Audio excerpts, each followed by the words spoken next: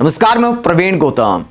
दोस्तों, ज्ञान होना अच्छी बात है, लेकिन ज्ञान का अगर घमंड हो जाए तो अच्छे अच्छे ज्ञानियों का मजाक बन जाता है। बिहार चुनाव में जो हुआ, प्रशांत किशोर का भयंकर मजाक बन गया है। पब्लिक सवाल उठा रही है कि चुनाव प्रचार के दौरान जो वादे किए थे, क्या उसे पूरा करोगे?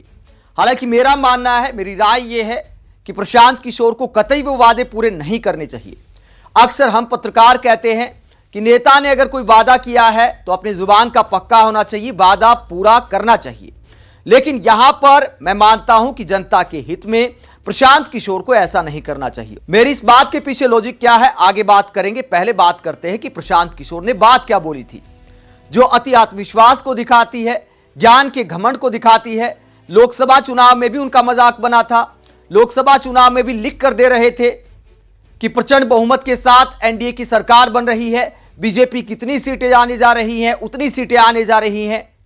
बार बार तमाम इंटरव्यू में उस बात को दोहराया। और उसके बाद जब चुनाव के रिजल्ट आए तो भी अहंकार कम नहीं हुआ। करण थापर के साथ इंटरव्यू में जो हुआ था, जिस तरह का घमंड दिखाया था, तो मजाक बन गया था लोकसभा चुनाव के वक्त भी। लोकसभा चुनाव के बाद अब बिहार चुनाव के जो परिणाम आए हैं, उसने भी प्रशांत किशोर का मजाक बना दिया है।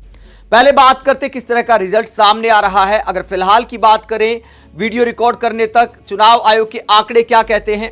चुनाव आयोग के आंकड़े यह कहते हैं कि 85 पर बीजेपी, जेडीयू 75 पर, आरजेडी 36 पर और एलजेपी यानी चिराग पासवान की पार्टी 22 पर, सीपीआई के जितने दल हैं वो 7 पर, आईएनसी 6 पर और हम पार्टी जो है वो 4 पर आगे चल रही है। तो ये आंकड़े कहते हैं। अगर इसमें जन स्वराज पार्टी का आंकड़ा देखने की कोशिश करें तो जन स्वराज पार्टी का खाता खुलता नजर नहीं आ रहा है। जो भी पार्टियां एक सीट पर भी आगे हैं, फिलहाल जन स्वराज पार्टी का नाम दूर दूर तक नहीं है। तो जो इस बात को दिखाता है कि शायद बिहार में जन स्वराज का खाता नहीं खुल पाएगा। इस बात को लेकर प्रशांत किशोर का मजाक नहीं उड़ाया जा सकता। उन्होंने पूरी मेहनत की, अच्छे वादों के साथ चुनाव लड़ा, बिहार के मुद्दों को उठाया।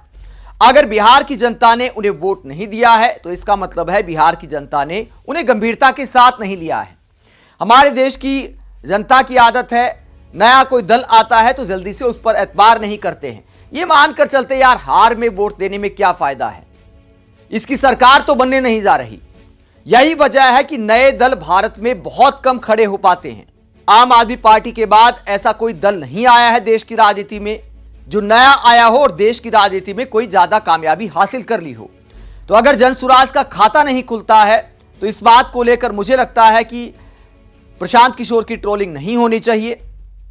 उन्होंने अपनी मेहनत में कोई कसर नहीं छोड़ी, खराब राजनीति नहीं की, अच्छी राजनीति की बिहार के चुनाव में। लेकिन किस बात को लेकर ट्रोलिंग हो रही है? ट्रोलिंग हो रही है घमंड को लेकर, अपने ज्ञान के अति आत्मविश्वास को लेकर।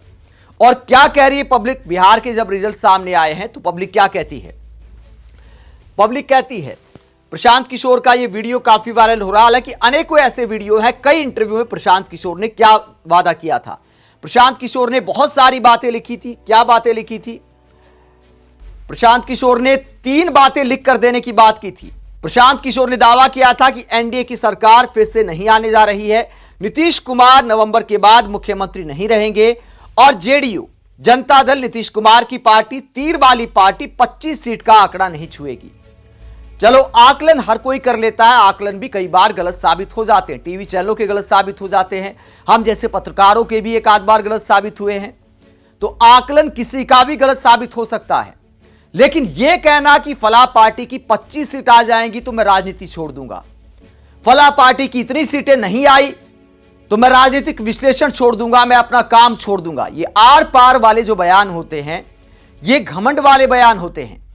अब प्रशांत किशोर ने बार बार वादा किया, दावा किया, अपने ज्ञान का घमंड दिखाते हुए, अपने विश्लेषण का घमंड दिखाते हुए यह कहा कि नीतीश कुमार की पार्टी की अगर 25 सीट आती हैं तो मैं राजनीति छोड़ दूंगा। प्रशांत किशोर के इस वादे को याद दिलाते हुए पब्लिक सवाल पूछ रही कि भैया क्या वाकई राजनीति छोड़ने वाले हैं? क्या लिखा जा रहा है सोशल मीडिया पर? लिखा जा रहा है ना इधर के रह जाएंगे ना उधर के रह जाएंगे, दोनों तरफ से बजेंगे। प्रशांत किशोर के साथ ये सीन हो भी रहा है, इधर से भी ट्रोल किया जा रहा है, उधर से भी ट्रोल किया जा रहा है। वरिष्ठ पत्रकार उमाशंकर सिंह कटाक्ष करते हैं, बिहार चुनाव के अब तक के रुझानों में सबसे कामयाब प्रशांत किशोर नजर आ रहे हैं, उन्होंने अपना काम कर दिया है। तो यहां पर कहने का यह मतलब है क्या? कि विपक्ष के वोट में क्या सेंधमारी की है प्रशांत किशोर ने। हालांकि व्यक्तिगत तौर पर मेरा ऐसा मानना नहीं है। प्रशांत किशोर ने, मुझे लगता है कि दोनों तरफ का थोड़ा बहुत वोट लिया होगा, ज्यादा कामयाबी नहीं मिली है, तो आप प्रशांत किशोर को इसके लिए जिम्मेदार नहीं बता सकते। प्रशांत किशोर को यह सब करने की जरूरत भी क्या थी? वोट काटने के लिए कोई इतनी मेहनत नहीं करता कि पूरे बिहार में पदयात्रा कर डाले। प्रशांत किशोर ने जो मेहनत की वो इस बात को दिखाती है कि उन्होंने अपनी राजनीतिक पार्टी खड़ा करने की कोशिश की है और एकदम से परिणाम नहीं आते। तो मुझे लगता है कि जनसुराज वालों को हतोत्साहित होने की जरूरत नहीं है और 5 साल मेहनत करनी चाहिए। अगर फिर भी कामयाबी ना मिले तो 10 साल मेहनत करनी चाहिए। कम से कम 10 साल तो प्रशांत किशोर को अपनी पूरी ताकत लगानी चाहिए।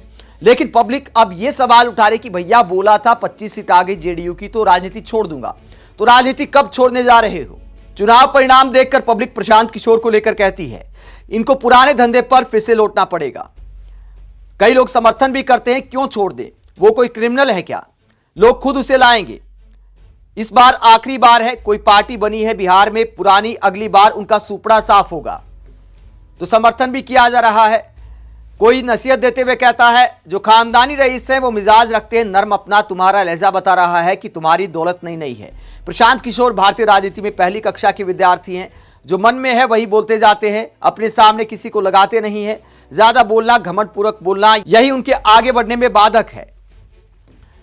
कई लोग लिखते हैं कि थूक के चाटने की नेता की आदत होती है।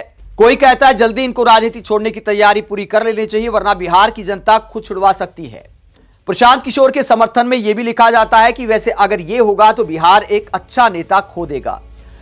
तो दोनों तरह के ओपिनियन सामने आ रहे हैं। कई लोग वादा याद दिला रहे हैं, कई लोग मजाक उड़ा रहे हैं, कई लोग मीम बना रहे हैं और कई लोग कहते हैं कि प्रशांत किशोर को यह वाला वादा पूरा नहीं करना चाहिए। मुझे भी लगता है कि प्रशांत किशोर को अपनी इस बात पर कायम नहीं होना चाहिए। बहुत सारे ऐसे नेता हैं जो गारंटी देते हैं अपने नाम की, लेकिन गारंटी पूरी नहीं होती है।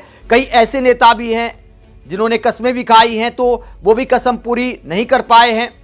तो जनता के हित में अगर प्रशांत किशोर अपना लिखा हुआ मिटा भी देते हैं, भूल भी जाते हैं, चुनाव से पहले अपने बयानों को लेकर एक स्पष्टीकरण दे दें, बोल दे कि भैया मेरे से गलती हो गई, इस तरह के बड़बोले बयान में भविष्य में नहीं दूंगा, तो राजनीति उन्हें नहीं छोड़नी चाहिए।